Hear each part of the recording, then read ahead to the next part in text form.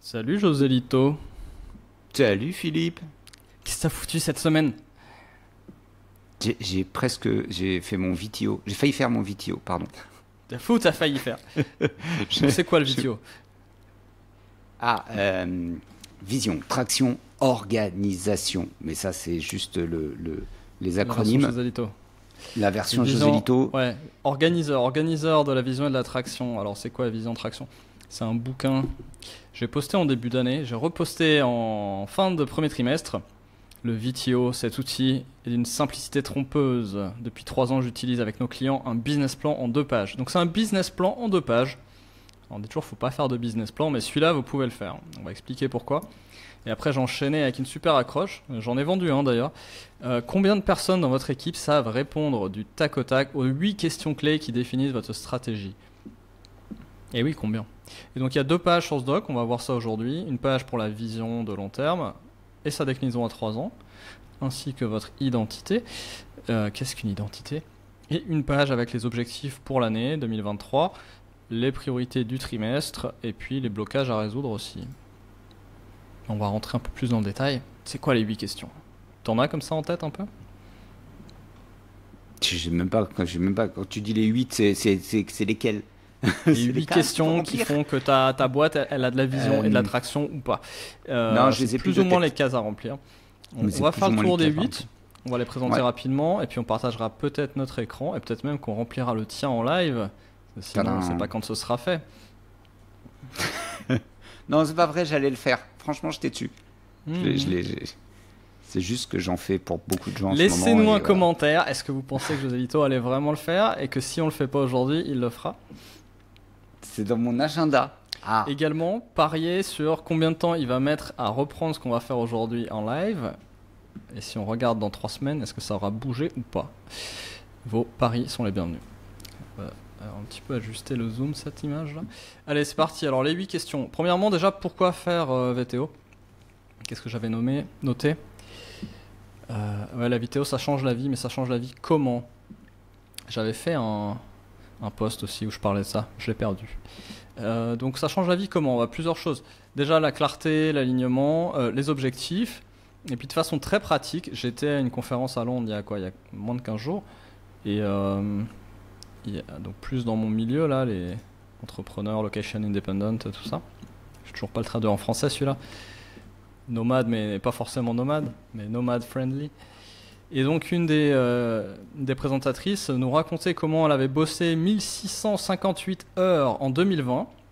Et c'est des vraies heures de boulot, c'est pas du présentéisme, elle a son toggle, elle traque. Donc Ok. je ne suis pas en train d'envoyer balader Joselito, c'est le nom d'un outil que l'on vous recommande qui permet de traquer son temps et savoir combien de temps on bosse. Et elle dit, bah, si tu mets la version desktop, il te demande, il était bien en train de bosser là? Tu fais non. Et donc voilà, c'est 1600 heures de travail, donc c'est des semaines de 80 heures là, hein. C'est pas des semaines de 1600 heures, ça fait 35 heures à peu près, mais c'est 35 heures de tâches, donc c'est 80 heures des semaines de 80 heures, facile. Ça c'était 2020, 2021 1607, donc kiff kiff. 2022, tiens, je te laisse deviner. Elle a divisé par. J'aurais tendance à dire qu'elle a divisé par 2, carrément. Déjà, le fait d'avoir traqué, félicitations, parce que c'est par 3. Waouh, de ouf. Déjà, 2, c'est beaucoup. Hein. Ouais, elle est passée à 600 heures Waouh.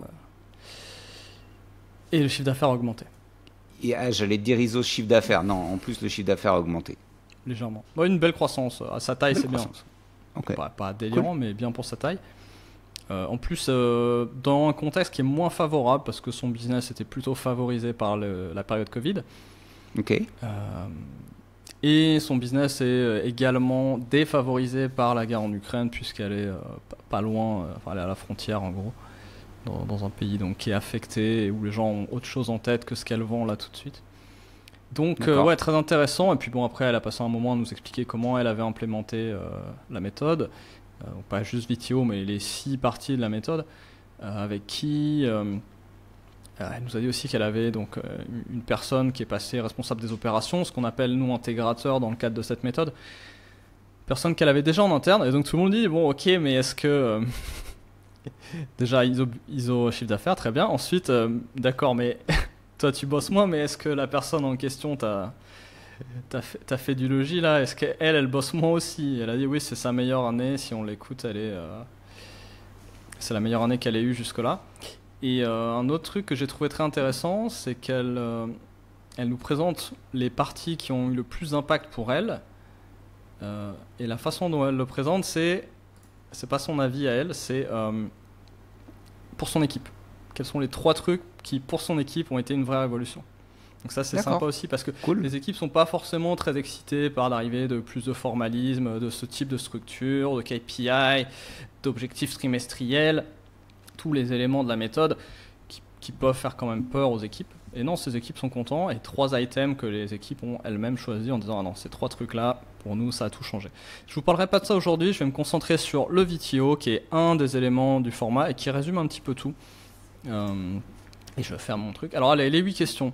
On va les faire comme ça à l'oral. Essayez de deviner vous aussi quels sont les 8 trucs qui peuvent changer votre business. Et ensuite, on va regarder à quoi ça ressemble en 2 pages et puis on va remplir pour toi. Allez, go. Tu veux essayer de deviner les questions? Je m'en rappelle plus en fait, non. Et t'es pas question de rappeler. Bon. Je m'en rappelle plus. 2, je joue pas aux devinettes. C'est marrant, c'est un truc ça m'a jamais. Tu jouais avant, tu jouais avec moi, mais t'en as marre. Mais pas les devinettes. Commentez en fait. si vous voulez que José Lito pose les questions. Réponds. Joue aux devinettes. Alors, quelles sont tes valeurs centrales? Quel est ton focus principal? Au passage, j'ai demandé à GPT dans le vide de me faire la liste des 8. Il m'a sorti les bonnes. Donc je suis en train de lire GPT là parce que c'est pratique. Plus pratique qu'un article de blog en fait. Ce qui vous laisse penser aussi à l'avenir du SEO. On garde ça pour un autre épisode. Donc, quel est votre focus? Quelle est votre cible à 10 ans, votre objectif à 10 ans? Donc là, on est vraiment dans la pure vision. Quelle est votre stratégie marketing? La stratégie marketing qui a des sous-éléments dont on va parler juste après. À quoi tu veux ressembler dans 3 ans, qui est une déclinaison de la vision à 10 ans, mais qui permet de commencer à sortir des problèmes pratiques, si tu veux, en décrivant le fonctionnement concret de la boîte en interne et vu de l'extérieur. À quoi ressemblerait cette entreprise dans 3 ans si j'étais on track, sur des rails pour ma vision à 10 ans. Donc ça, parce que 3 ans, c'est quand même une bonne période de planification pour une TPE, PME normale, plutôt PME d'ailleurs. Hein. Ça, c'est pour des boîtes, je dirais au moins 7 employés. Le VTO, tu peux l'utiliser à n'importe quelle taille, en passant pas trop de temps dessus. Mais la méthode complète, c'est bien à partir de 7 employés, à partir d'un demi-million, 1 million de chiffre d'affaires. D'une équipe un peu volumineuse. Quel est ton plan à 1 an? Qu'est-ce que tu aimerais bien atteindre d'ici la fin de l'année? Quels sont tes objectifs du trimestre, les fameux ROC? On peut aussi parler des objectifs dans la méthode OKR. Et les ROC, c'est la fameuse image, tu sais, de l'aquarium avec les gros cailloux, les petits cailloux, le sable et l'eau. Il faut toujours commencer par les gros cailloux, sinon on fait rien. Donc les ROC. Et au passage, dans la conférence, là, elle nous disait le truc qui a tout changé pour l'équipe, c'est d'avoir des ROC et de les finir. Et puis que cette personne qui est donc l'intégrateur, on l'appelle responsable des opérations, si on veut lui donner un rôle un peu connu. Cette personne lui dit non, toi, mon cher visionnaire, mon cher fondateur, t'as plein d'idées, c'est cool, mais tant qu'on n'a pas fini nos ROC, tu attends. Donc c'est un petit peu ça aussi la valeur du truc. Et enfin, et puis il en faut pas trop, 3 à 7. Et quels sont vos problèmes? Les problèmes, c'est les obstacles qui t'empêchent de te rapprocher de ta vision. Qu'est-ce qui fait que là, tu vas pas atteindre tes objectifs de fin d'année? Qu'est-ce qui fait que tes objectifs, tes ROC sont off track ou at risk? Je vais pas revenir trop là-dessus, mais comme dans la méthode OKR, on va pour les ROC mettre des petits feux tricolores qui veulent dire on track, on va les atteindre, on est bien parti. Off track, c'est mort. Si on continue comme ça, on les aura pas. Et at risk, c'est il y a des choses qui font que c'est pas gagné. C'est pas gagné. C'est pas foutu, mais c'est pas gagné. Donc il y a encore temps de course correct, de trouver des solutions. Donc qu'est-ce qui font qu'on est at risk ou off track? Ça, c'est des issues, c'est des problèmes. Les problèmes, il faut les résoudre. Comme dirait Stéphane, on aime les problèmes. On aime les problèmes. Bon, je fais quoi? Je partage mon écran? Ou tu as des questions? Allez, go. Non, c'est bon. Mais en fait, ces questions-là, c'est le VTO. En fait, c'est comme j'ai le document tout le temps en tête, c'est vrai que je le voyais pas sous forme de questions. Mais c'est 8 questions. Mais la question, c'est est-ce que dans ton équipe, toi, tu es tout seul, tu t'en fous? Mais le problème, c'est le problème de l'alignement, c'est ça le leadership. Est-ce que je peux aller voir un mec dans ta boîte et lui dire, ta boîte, elle est focus sur quoi? Les valeurs de ta boîte, c'est quoi? C'est quoi les objectifs du trimestre pour ton équipe, pour la boîte? À quoi ressemblera la boîte dans 3 ans? Est-ce que dans 3 ans, il y aura des départements en plus? Est-ce que dans 3 ans, il y aura des produits en plus? Est-ce que dans 3 ans, il y aura 2 fois plus de monde, 3 fois plus de monde? Est-ce qu'il y aura le même nombre de clients mais plus gros? Est-ce que vous allez entrer un nouveau marché? Est-ce que vous allez être à l'étranger? Je le fais avec tous mes clients. Moi, je démarre pas un engagement sans un VTO et c'est toujours une grande marade en fait. C'est que mais là, tu es auprès de la direction. Mais là, je parle des gens dans la boîte. Non, mais quand je le fais, alors moi, quand je le fais avec tout le monde. Enfin, avec tout le monde. Là, typiquement, la dernière en date, celui que je vais boucler la semaine prochaine, c'est 3 services. Il y a la direction et 2 services différents. D'accord? Et tu fais 2 heures. Hein. Juste 2 heures. D'accord. Avant même de les faire plancher, tu dis 2 heures. Et là, tu regardes c'est un sketch. En fait, c'est un sketch. Tu as l'impression d'être dans 3 boîtes différentes.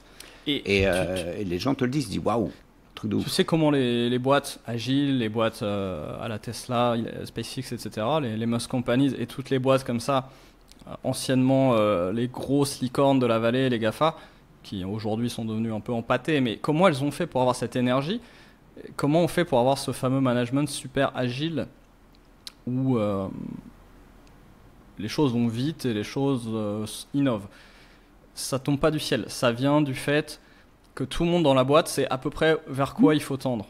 Ouais, donc les décisions se prennent plus souvent, il y a plus de décisions, il y a plus d'ajustements, les décisions sont meilleures, sont plutôt dans la bonne direction. Elon Musk part de vecteurs.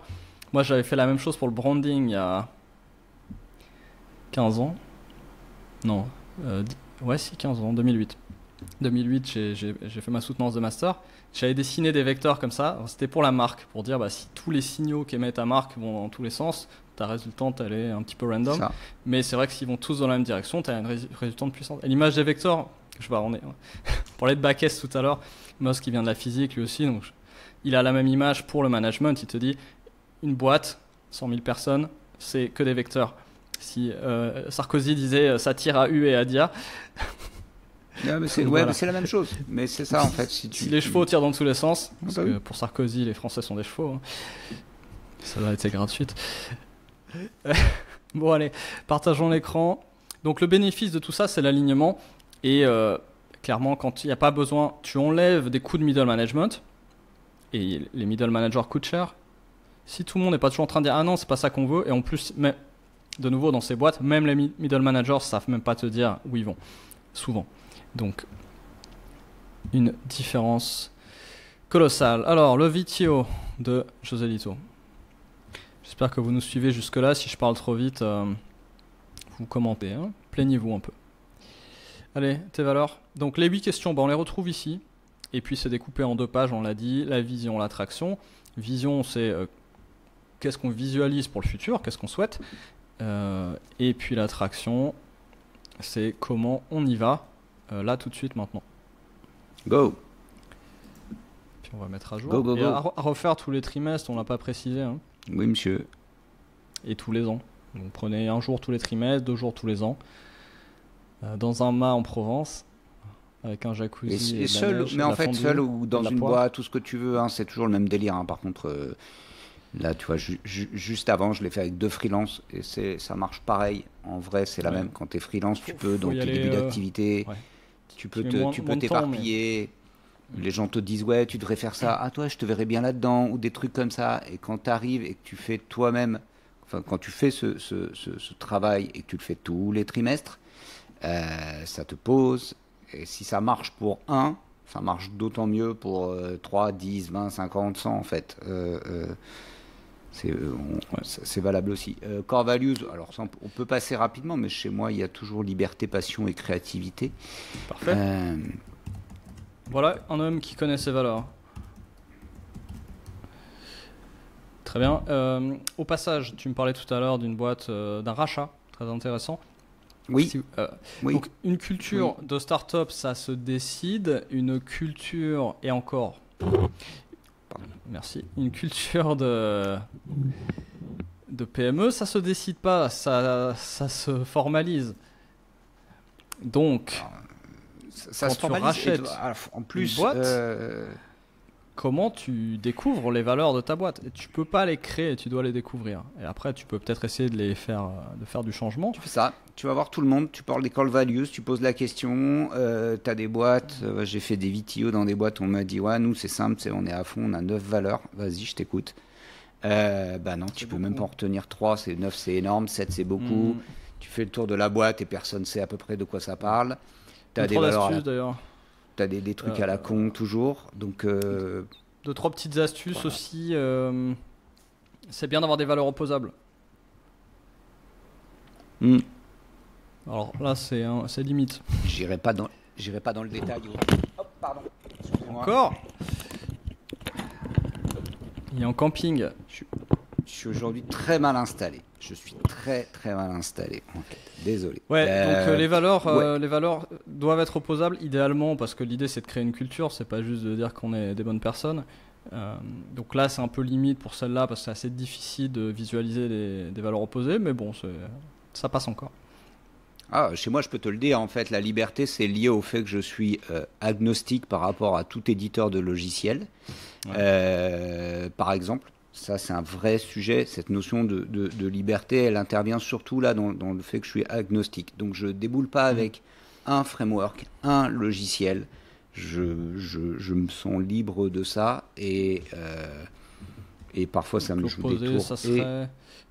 Je l'assume. La liberté, l'opposé, ce serait d'être opinionated et de dire, bah moi, par exemple, je suis typiquement, je travaille avec cet éditeur de logiciel ou cette méthodologie et je ne fais que celle-ci. Tu vois que c'est difficile de trouver une valeur qui voudrait dire ça. L'opposé de la liberté, une forme de fidélité ou des choses comme ça, mais peut-être, ou une forme de contrainte en fait plus. Ouais, ça sonne pas comme une valeur encore. Mais tu vois que c'est pas facile. Donc, mais c'est un jeu qui est dur, qui est long. Ouais, mais faut passer beaucoup de temps dessus. Il faut y revenir. Mais voilà, si vous tombez tout de suite sur des valeurs opposables, vous savez que vous avez vraiment des bonnes valeurs. Je vais vous donner vite fait 2-3 exercices ou 3-4 dans les cas où la boîte est déjà structurée et vous voulez essayer d'identifier des valeurs, mais des vraies valeurs, pas des trucs pour dire on est gentil. Donc là j'avais 4 options. Option 1 c'est le clonage. Donc tu prends 2 heures avec ton équipe dirigeante. Chaque personne prend un petit papier et il écrit le nom de 3 noms. Il écrit 3 noms, le nom de 3 personnes. Idéalement des personnes qui sont dans la boîte. Et c'est des personnes que si on pouvait cloner cette personne dans la boîte à l'infini, on va dominer le marché, c'est sûr. T'as 2, 3, 4 personnes comme ça dans ta boîte. Et donc tu vas dire ok, là j'ai Sarah et Pierre, on clone cela, on a que des Sarah et des Pierre dans la boîte, c'est bon, on éclate tout le monde. Ok, là tu t'arrêtes, tu dis qu'est-ce qu'ils ont comme caractéristiques, c'est Sarah et Pierre, qu'est-ce qu'ils font que les autres font pas autant. Tu fais ta liste comme ça, et après tu fais tes clusters, donc c'est-à-dire que tu groupes les mots un peu ensemble, puis tu descends jusqu'à ce qu'il te reste plus que 5 à 15, et puis tu refais encore à plusieurs, tu débats jusqu'à ce que tu n'en aies plus que entre 3 et 7, tu vois, tu m'as dit 9 tout à l'heure. Moi j'aime bien 3, 4, 5, pas plus. 7 si vous voulez, mais j'aime pas, c'est trop. Et voilà, et ensuite idéalement, comme je disais, il faudrait que ce soit pas une vertu universelle, parce que ça sert à rien de se... Si c'est une vertu, tu vois.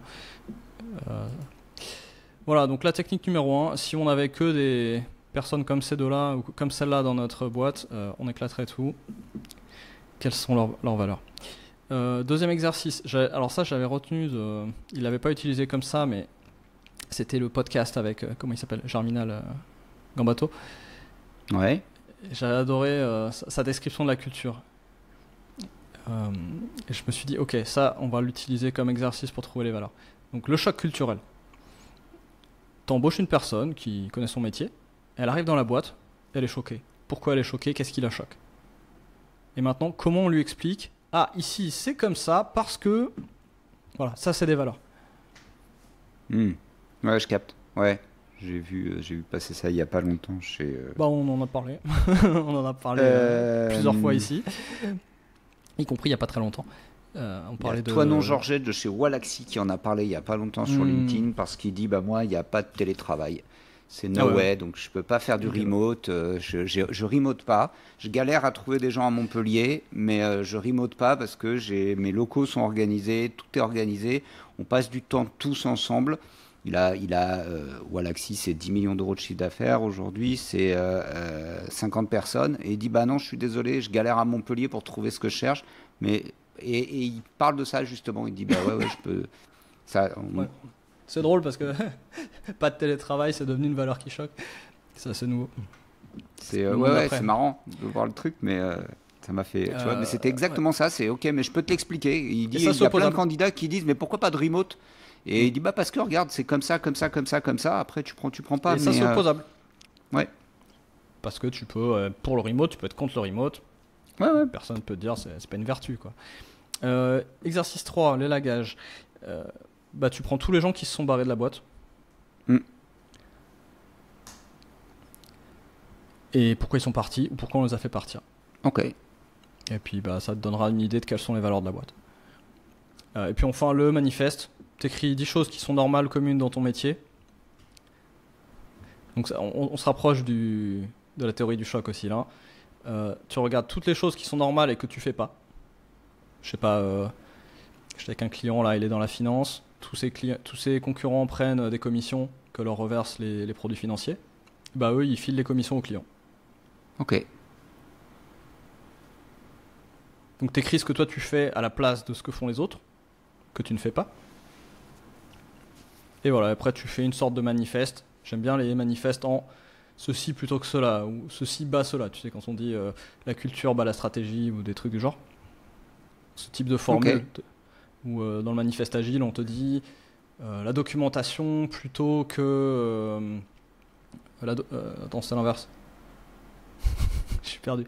Collaboration plutôt que documentation. Je t'en ai envoyé un tout à l'heure de manifesto et j'aime beaucoup, moi, effectivement. Ouais, on va voir 504 d'ailleurs, mon cher. J'ai pas pu y accéder, mais j'ai vu que t'as toujours le manifeste en tête. Faut que je relise le mien d'ailleurs. Par exemple, et bah voilà, putain, je suis con. Il suffisait que je lise.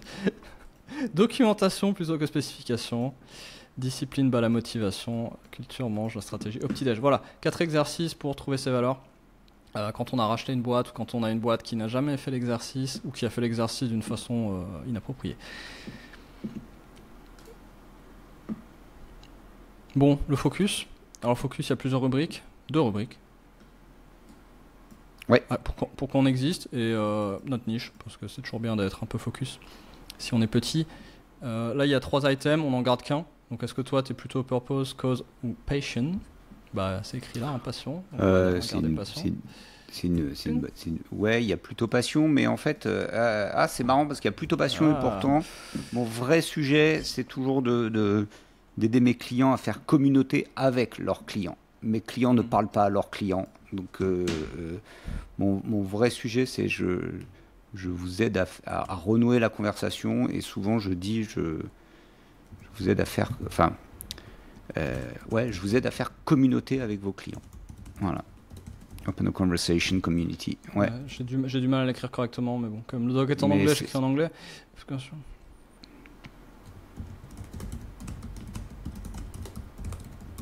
Alors, c'est ta cause, ton purpose. Comment tu traduis ça? Ouah, c'est pas une cause, c'est fini, c'est conneries. Passion, cause, ça c'est pour les smicards sur LinkedIn à 10 000 balles. Pas pour moi. Mais plutôt purpose, c'est ça. Tu es bien ça. Allez, t'as raison d'être purpose, ça ira bien comme ça. Raison d'être. Ta niche? C'est les SaaS B2B, les SaaS compagnies, mais moi je dis SaaS B2B, mais je suis vraiment focus complètement là-dessus. Cool. Tu vois le progrès quand même avec il y a quelques années là. Quand on fait cet exercice, on sent le mec qui a trouvé ce qu'il fait. Et surtout que je vois la différence, tu vois, avec l'époque où tu cherchais un peu plus. Là, on sent que tu as trouvé ces derniers 18 mois. Et ça, tu vois, ça saute aux yeux quand on fait l'exercice. À 10 ans, comment tu vois les choses? À 10 ans, je suis retraité, les gars. À 10 ans, retired. Oui, je bosse plus, je fais pas. Enfin, je fais le plus résultat ça, en fait. de ce que tu as fait. Ok, tu fais plus oui, ça. Le résultat de ce que j'ai fait, c'est que. Comment ça finit? Oui, ça finit bien. Ça finit bien. Je suis retired, je suis photographe et je voyage. Et Et vous m'entendez plus parler ni de sales, ni de marketing, ni de customer success, ni de rien du tout. Je fais Donc, vraiment. est-ce que tu es photographe pour autre chose. toi-même ou tu crées Photographe du juste contenu? pour moi-même en plus, même pas un job. Même Ok. pas un job. Même pas créateur de Vraiment. contenu, rien. Non, rien du tout de tout ça. C'est bon. Retiré, ok. Mais alors, Matériel. peut-être complète, comme c'est comme un dog business. Ouais, il y aura une partie advisor de quelque chose parce que je Non, m'en non, même pas empêcherai ça. pas. Mais Même pas c'est ça. Pour plutôt moi, c'est ça. l'exercice, là, Vas-y. c'est si t'as vendu ta boîte, si t'as fait un exit ou si t'es juste Mm. arrêté dans 10 ans, sur quelle note ça s'est terminé? Qu'est-ce qu'a fait la boîte avant d'en arriver à ce stade-là? Ouais, c'est bien de le préciser quand c'est dans le compte. Alors, quand t'es solo, c'est un petit peu délicat parce qu'en fait, Ouais, même s'il reste rien, tu vois, c'est juste au moment où tu fermes la boîte, qu'est-ce qui s'est passé pendant ces 10 ans? Je sais pas, j'ai accompagné 100 boîtes, ou j'ai changé la vie de 1000 ok. personnes, tu vois, un truc du genre. Ok, alors c'est marrant parce que moi, tu vois, je le mets dans le 3 year pictures, mais je le mets pas forcément dans le 10 years. Je le mets pas non plus d'habitude, mais comme là, le truc n'existera plus dans 10 ans, j'aimerais quand même savoir, si tu veux, avoir une vision de long terme. Je sais pas, à réfléchir. Bonne question, excellente question en fait. Donc voilà, pose-toi la question, sur Mm. quelle note tu veux te barrer? Une retraite, Ok. c'est fini, Ouais, ouais. je m'en vais, j'ai fini. C'est même pas, tu vois, advisor et tout, tu sais même pas. Enfin, tu penses que tu veux rien faire de spécial, de business après, donc si t'arrêtes, je sais pas, dans 8 ans, mettons, ou dans 9. Oui, oui, je serais pas. Enfin, tu vois, le côté, c'est marrant parce que j'ai encore reçu 10 ans, ça passe vite. Hein. un bouquin où j'ai écrit un truc dedans, etc., etc. Donc, je sais qu'il y a des traces de José Lito dans le domaine du marketing B2B, du SaaS, etc., etc. Je sais pas en fait aujourd'hui. En fait, tu vois, j'ai pas la réponse à ta question, je me la suis pas Mais repars posée. de C'est très bien. purpose. Tu repars Ouais, non, de mais t'as raison. ta purpose et comment ça se traduit à 10 ans. Et même si c'est 10 ans, en fait, c'est 9 ou 8 parce que tu t'es barré au bout Ouais, de 8. anyway. Voilà. Quitte à changer le chiffre, je veux dire, enfin, c'est un framework, tu peux jouer avec. Ok. Alors, on va faire la déclinaison à 3 ans. C'est pas mal. Ah, par On peut contre, le ouais, faire ouais. dans les deux ordres. Mais, donc, pour décembre 2025, combien tu gagnes, n'importe quel chiffre que tu veux donner, à quoi ça ressemble vu de dehors et vu de dedans. Une phrase chacun pour pas ennuyer trop le 300. l'auditeur. Aujourd'hui, j'ai mis 300 K, E, Ouais. annuel. Rabat. Et j'ai pas travaillé sur cette notion de profit plus Bon, que t'es ça. freelance, whatever. Freelance, whatever. Le measurable, bah, c'est ces 300 là en fait, c'est le CA. T'as pas d'autres chiffres, le nombre mais de on- clients à peu près, Alors nombre non, pas forcément parce qu'en de fait personnes qui bossent avec. dans non, pour moi dans 3 ans, il y a dans 3 ans, je suis à mon troisième customer tour et ça dure vraiment une année. C'est voilà, c'est quelque chose c'est un produit, le customer tour que je vends 300 000 euros et je le fais une fois par an pour un client. Donc j'ai un seul client avec qui je m'embarque profondément. Où vraiment, je vais très très loin dans le partenariat et parce que j'estime que fabriquer entre guillemets, hein, parce que là on va vite, mais fabriquer une communauté, ça demande du temps. Alors, combien Faire de communauté destinations avec ses clients, ça demande du temps, ça dépend de la destination. Et vu de l'extérieur, c'est a Purple Co. C'est une vache pourpre de Godin, quoi. Les gens veulent, quoi. C'est un truc qui fait kiffer. C'est vraiment, voilà, vu de l'extérieur. Et vu de l'intérieur, c'est très agréable à vivre. C'est très fun. Et j'étais avec elle se reconnaîtra hein, quand elle écoutera cet épisode, mais j'étais avec une freelance juste avant et on parlait de ça. Elle a bossé dans des grosses boîtes, elle est vraiment brillante, elle est jeune, elle est brillante. Et elle me dit, je veux du fun. Je veux du fun. Et pour moi, le Customer Tour, c'est du fun et c'est du fun pour mes partenaires. C'est Poppy Gico, c'est d'autres personnes, c'est des collectifs de freelance. C'est vraiment, pour moi, le succès à 3 ans, c'est quand on fait ce truc. Et c'est pour ça que peut-être que le revenu 300 Tu peux le mettre en measurable, ça, hein. Combien de partenaires impliqués dans l'aventure? Ouais, ça pourrait être ça. Combien de partenaires? Ou ça peut être aussi dans les 300. Est-ce qu'il y a 204 sous-traitances? Ou tu vois, je sais pas encore. Je suis pas assez fin là-dessus. J'ai pas pris le temps. Mais il y aurait aussi d'être capable d'embarquer un collectif de freelance et de dire, OK, il y a 300 pour moi, 300 pour vous, et on fait quelque chose d'exceptionnel, quoi. Le côté interaction, tu vas bosser avec d'autres gens, avec des spécialistes, avec des... Oui.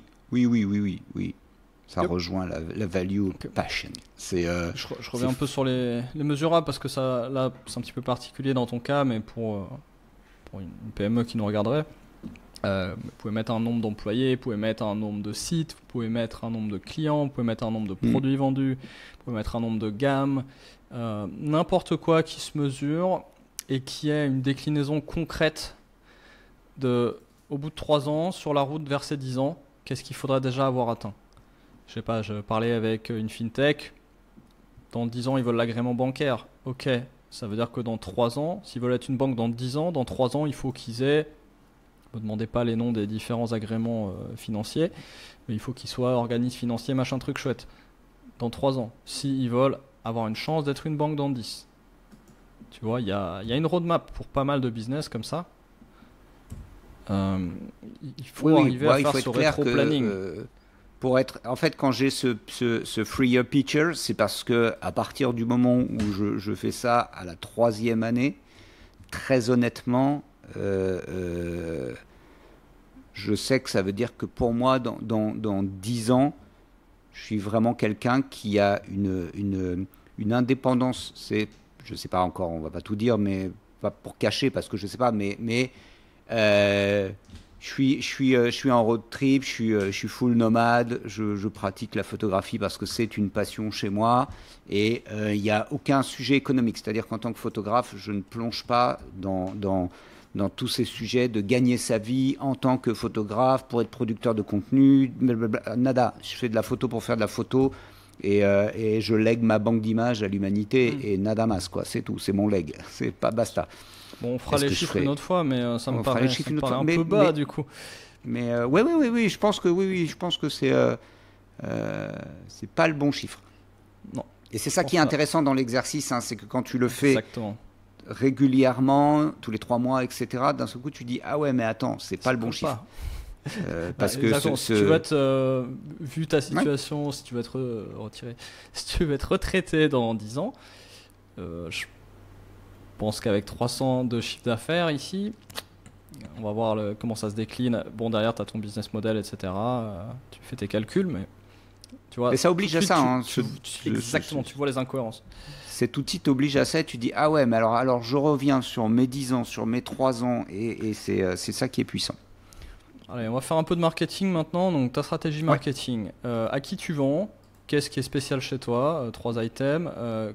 S'il faut expliquer en 4-5 étapes comment ça se passe pour travailler avec toi, qu'est-ce qu'on dit? Et puis, si possible, on lui donne un nom. Il y a le fameux It's Toasted des Mad Men là, pour la marque de cigarettes. Et tu peux dire, ah oui, mais tout le monde c'est Toasted. Oui, mais c'est pas grave. C'est du marketing. C'est juste donner des images comme ça de comment ça se passe. Regardez n'importe quelle homepage bien réussie, vous allez avoir une section qui dit petit 1, petit 2, petit 3, c'est comme ça qu'on bosse. Et puis une garantie. Alors moi aujourd'hui, dans les SaaS B2B, c'est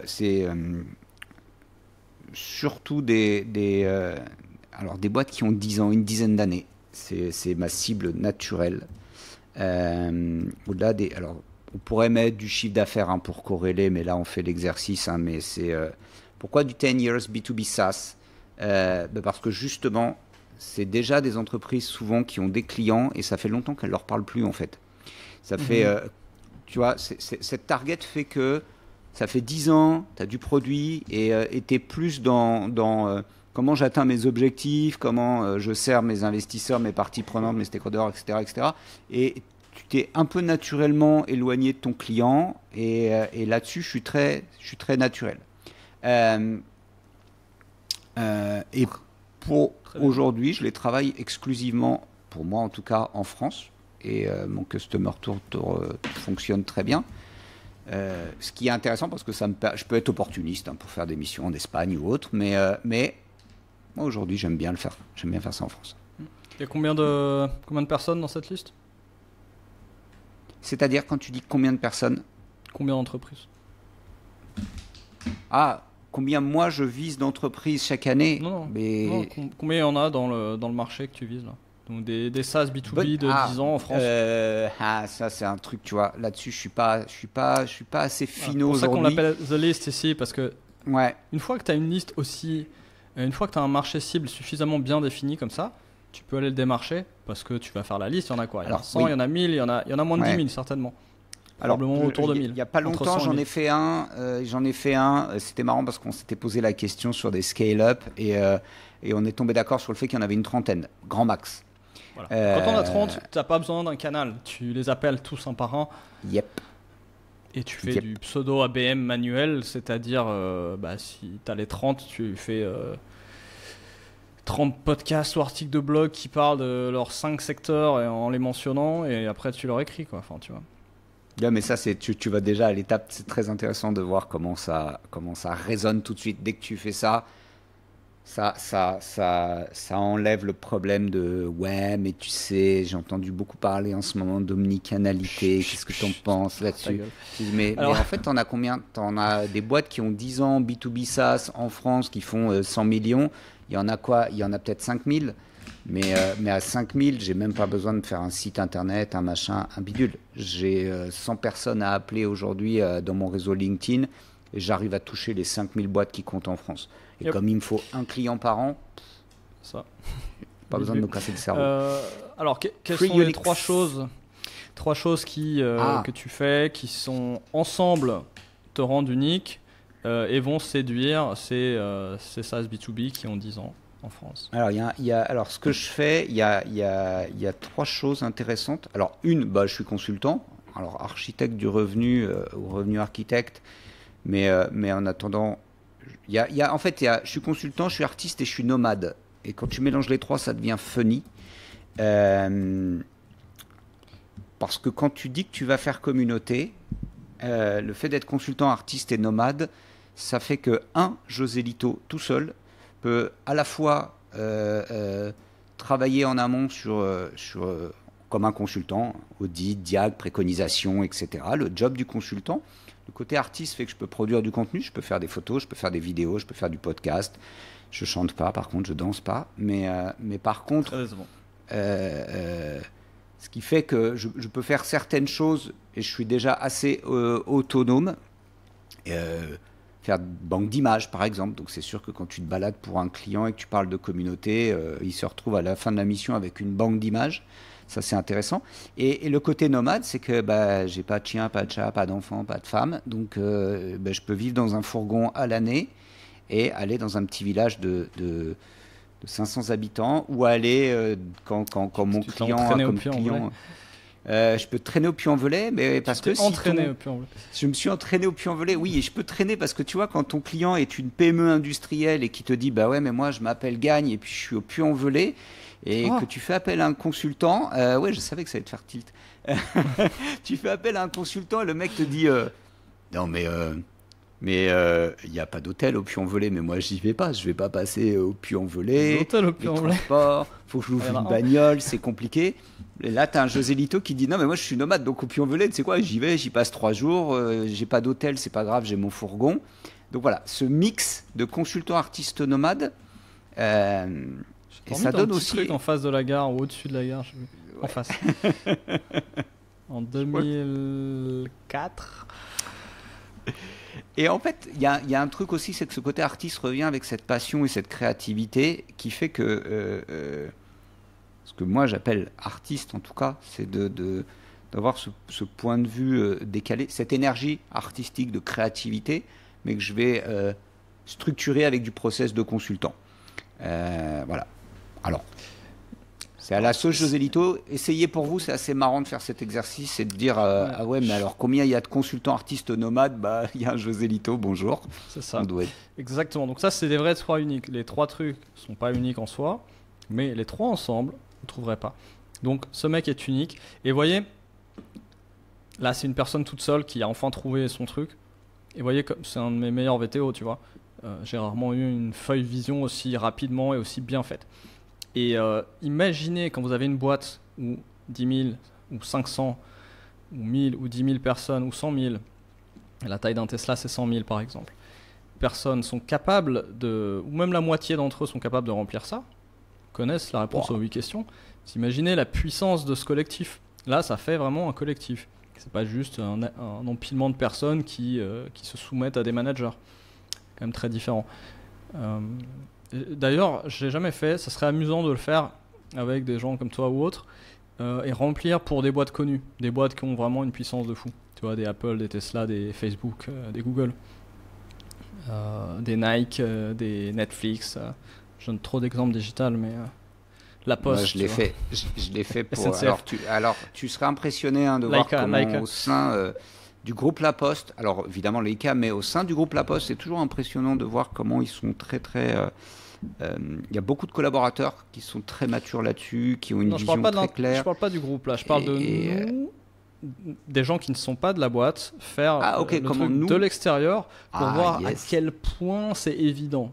Ouais. Parce qu'une boîte de 100 000 personnes qui est connue, ou un Nike, mettons, je pense qu'on devrait être capable de faire quelque chose de correct ici, juste parce qu'on en a une image, tellement ils sont puissants. On fera l'expérience une autre fois. Commentez si vous voulez participer. Allez, ton process, comment on fait pour bénéficier de ce que tu offres? D'ailleurs, qu'est-ce que tu offres? Ah oui, communauté avec les clients. Donc, qu'est-ce que je fais si je veux avoir une communauté avec mes clients et réouvrir la conversation, parce que j'avais un peu levé le pied sur la user research après 10 ans de SaaS. Comment je m'y prends? Comment ça va se passer? Comment ça va se passer? On va faire un audit, en fait, on va faire un VTO. C'est pas une blague, hein. C'est Inception le truc, mais on commence par faire. Alors pourquoi? Alors on fait un VTO en vrai. Pourquoi je le fais? Parce que justement, c'est un moyen très efficace de la façon dont moi je détourne l'outil parfois, mais d'attaquer sur les values, les core values. Parce que aller parler à ses clients sans être au clair sur ses valeurs, sur son focus, sur des choses comme ça, c'est compliqué. On ne sait pas ce qu'on va aller chercher. Donc finalement, en commençant par un audit et un VTO, en disant OK, mais aujourd'hui la conversation avec vos clients, c'est quoi? Quels canaux, etc., etc. Et je fais systématiquement un premier set d'interviews. 5 externes, 5 internes. On commence toujours par là. Il n'y a pas une mission qui peut aller beaucoup plus loin. On peut s'arrêter là, mais on commence par faire, et c'est évidemment un exercice passionnant, 5 interviews internes, 5 interviews externes. OK. Qu'est-ce qu'en interne, qu'est-ce qu'on vend aux clients? Bah, tu sais, on leur vend ça. Qu'est-ce qu'on leur apporte? Ça, très bien. Puis après, on dit aux clients, mais vous êtes client de cette boîte, OK? Qu'est-ce qui vous apporte, etc., etc.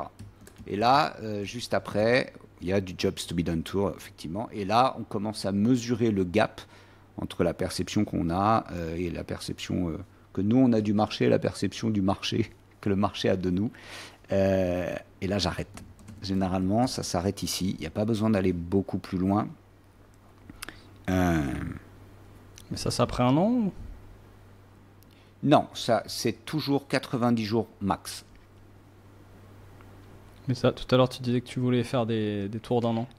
Après, mais le proven process commence là. Il y a cette première étape qui prend 90 jours. Et à l'issue des 90 jours, il y a plein d'options. Il y a des entreprises qui décident d'arrêter, qui disent non, mais c'est bien, j'en ai assez, j'ai compris, j'internalise. Enfin, chacun vit sa petite vie. Et puis là, il y a des organisations qui te disent OK, super, on n'avait pas imaginé le truc comme ça. Et là, on prépare effectivement un tour complet.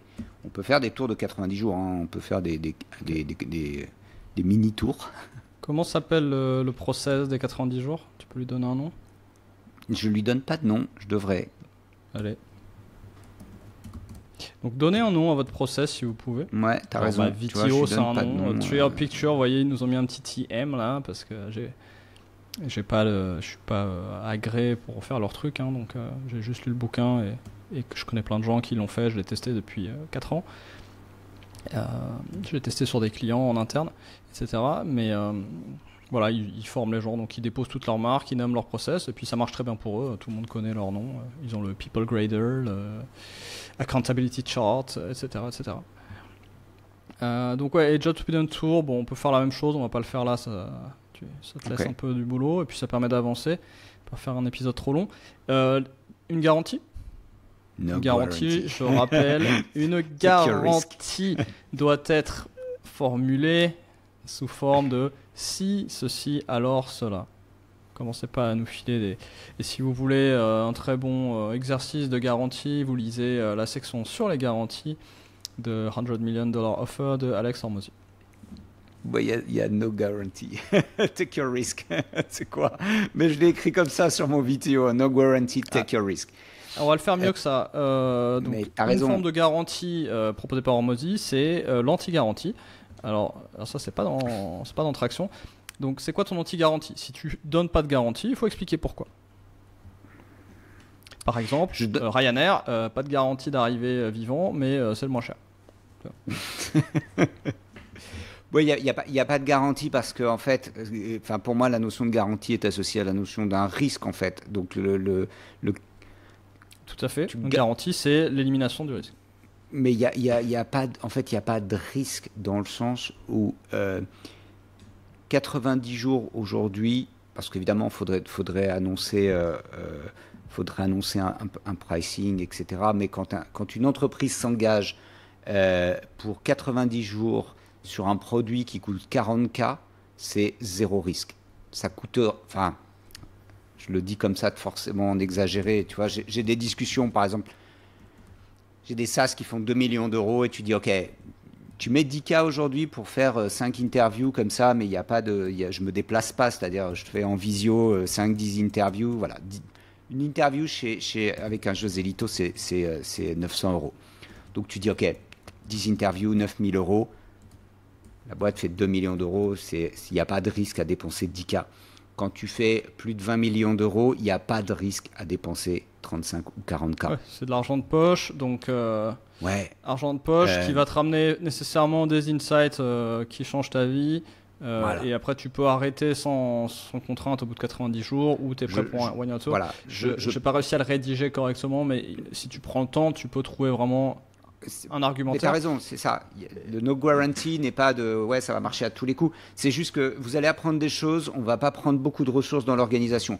300K sur une année pour une boîte qui fait 20, 30, 40 millions, mais même 100 millions, ça commence à être un budget. Il faut commencer à parler à plusieurs personnes, se mettre d'accord. Ouais. Une année, il faut le préparer. Donc voilà. Pour moi, il n'y a pas de garantie parce que j'ai dans mon proven process, il y a ce 19 days qui fait que tu prends peu de risques. Ok. Donc on va prendre du temps là et en conclusion toute cette section, donc on l'appelle stratégie marketing. Ça veut dire qu'on va la retrouver partout. On va parler à ces gens et on va leur dire tout ça. Ça veut dire que ça va se sentir sur ta page d'accueil et partout où on va. On pourra aller voir ton site là. Et donc quand j'arrive sur le site, est-ce que je comprends que c'est pour les SaaS qui ont près de 10 ans? Est-ce que je comprends que c'est pour les Français? Est-ce que je comprends que tu es ces trois choses? Est-ce que je comprends que je vais avoir ça dans cet ordre et ça si j'achète mais que je suis pas obligé? Et est-ce que je vais comprendre que non, je serai pas remboursé mais c'est évidemment un bon deal parce que ça craint rien, c'est que 40K. Donc tu vois, tout ça c'est aussi quelque chose qu'on n'utilise pas qu'en marketing, on l'utilise en vente. C'est des choses que tes commerciaux normalement, si tu es une boîte plus grosse, que toi tu vas répéter en rendez-vous inlassablement parce que tu sais que ça fait mouche. Donc il faut prendre le temps d'en faire des punchlines, d'en faire des arguments qui font mouche à tous les coups. Comment tu déroules, c'est pas de garantie. Comment je suis sûr que je vais avoir mes manins? Il faut que tu aies vraiment que ce soit fluide, tu vois. Donc quand vous entraînez vos commerciaux et que vous briefez vos marketeurs, si vous avez bien fait votre vidéo, vous avez tout ça, tout le monde dans la boîte le sait, et ça devient une évidence de vendre ce qu'il y a à vendre à ces gens. Ça marche, hein, c'est impressionnant. Plus facile à dire qu'à faire. Oui. Donc il faut travailler. C'est du travail, c'est un vrai travail. Allez, et puis il commence à se faire tard, donc on va passer rapidement sur cette section. On pourra peut-être la faire une autre fois plus en détail. Ouais.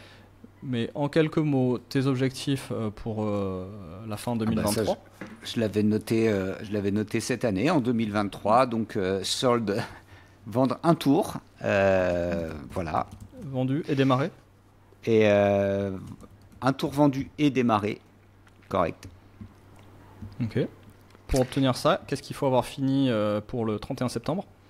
Et alors, ce qu'il fallait finir en fait, parce que là, comme je le fais tous les 3 mois en fait, donc le premier quarter en fait, je m'étais dit, ouais, cette année, je vais faire du conseil, du machin, des menus, blablabla.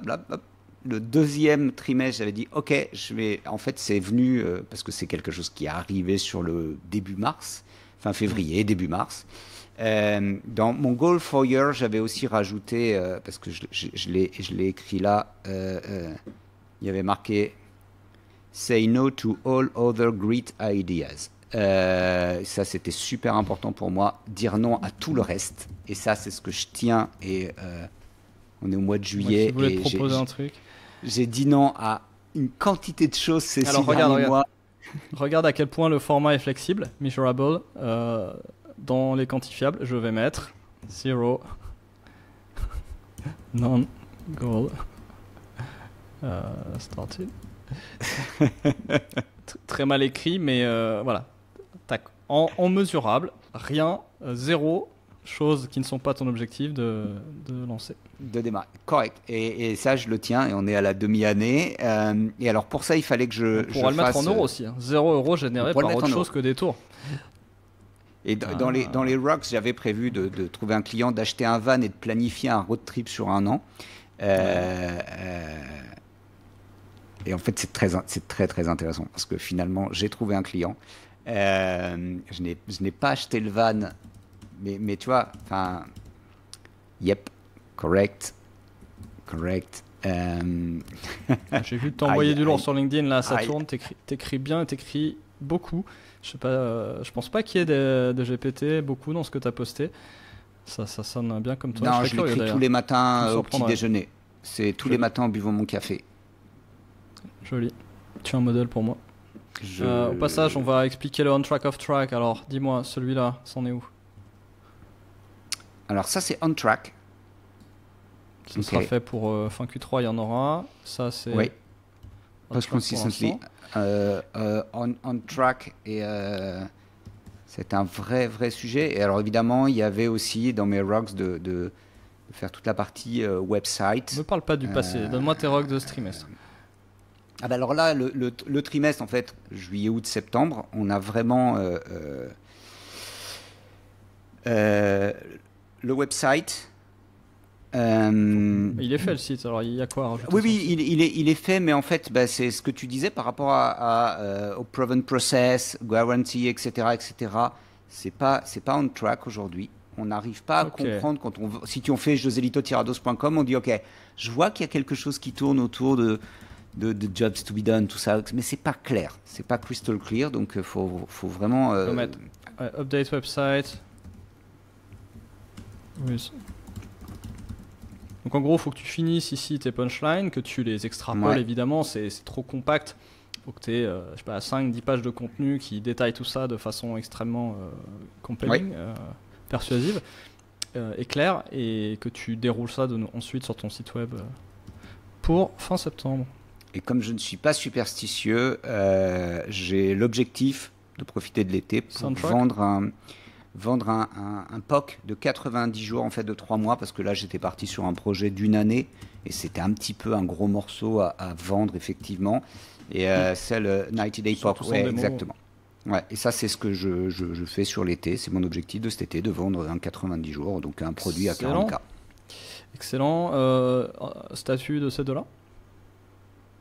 Alors le website, là il est on track. On est vraiment en train de travailler dessus. Et puis les deux, je suis en train de travailler aussi le POC. Je vais à Paris là pendant une semaine pour ça. Ok, là en Measurable, tu pourrais avoir le nombre de personnes, le nombre de boîtes que tu vas contacter sur la liste qui est ici, dont on ne connaît pas la taille. Ça serait intéressant. Ouais, par contre là combien de calls, dans les objectifs, j'ai par contre, faut que je parle à 3 personnes chaque semaine. Donc tu vois 12 par mois, toutes les semaines. Combien de 3 contenu personnes. démo tu veux produire aussi? Des interviews, mettons. Par exemple. Comment tu veux produire des interviews ce trimestre?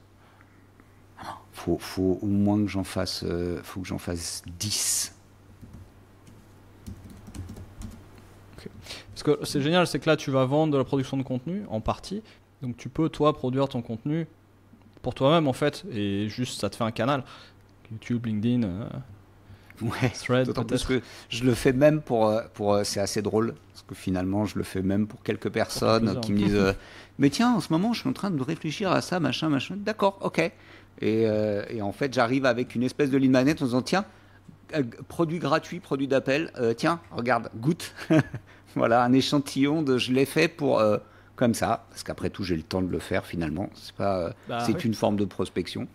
Et dans les issues, bah après on le fera plus tard, mais tu vois, il y avait des vrais sujets, hein. C'est un super important ça, parce que tu vois, dans les issues, On va le faire ça parce que donc on l'a dit tout à l'heure, les issues c'est bah, les obstacles qui vont vous empêcher d'atteindre ces rocks et ces objectifs de fin d'année.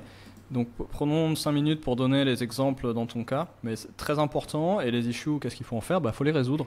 Donc tous les lundis quand vous faites votre réunion tout d'équipe, bête, voilà. quand tu dois trouver un fourgon en fait à louer ou à acheter, et que tu t'aperçois que le marché est super tendu, buy or sell or rent a van, ça a été un vrai sujet dans mon deuxième quarter, dans mon VTO du deuxième quarter, ça a été une issue et en fait je l'ai solve parce que bah, ça fait que j'ai passé simplement 3 mois à bien étudier le marché, à appeler des gens, etc. Mhm. etc. Ce qui fait qu'aujourd'hui je suis très à l'aise là-dessus et donc Solved.